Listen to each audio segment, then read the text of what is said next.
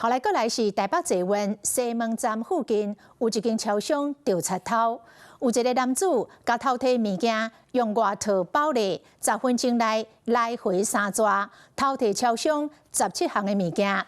店員早就發現，暗中來報警。警方趕到場了後，這個男子唔肯乖乖就範，甚至動手甲警察來毆打，害警察受傷。穿土色衫的查甫人手提外套，後一秒煞雄雄出手，有遠景的紅彈夾。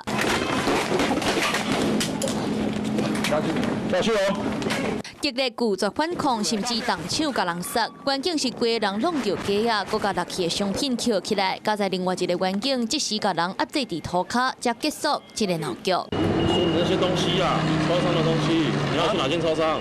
原來查甫人是一個賊仔，坦白6禮拜暗時食飯的時間，店員無閒，就來超商偷摕食食。當時男子就是像這樣將外套包裹住商品，再將它拿到店外提前放置的行李袋內。10分鐘內就得手17件商品。事發在台北市中正區一間超商，甲捷運西門站4號出口差不多200公尺。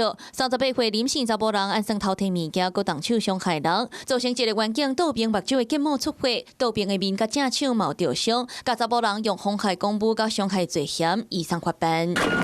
西門町的周圍一向人潮攏真多，超商嘛攏真無閒。臨時查甫人進前就涉及竊盜的案件，今嘛佫上陣超商無閒的時間，趁機會想要偷摕店內商品，互發現了後，佫出手傷害警察，互家己的案底佫加一條。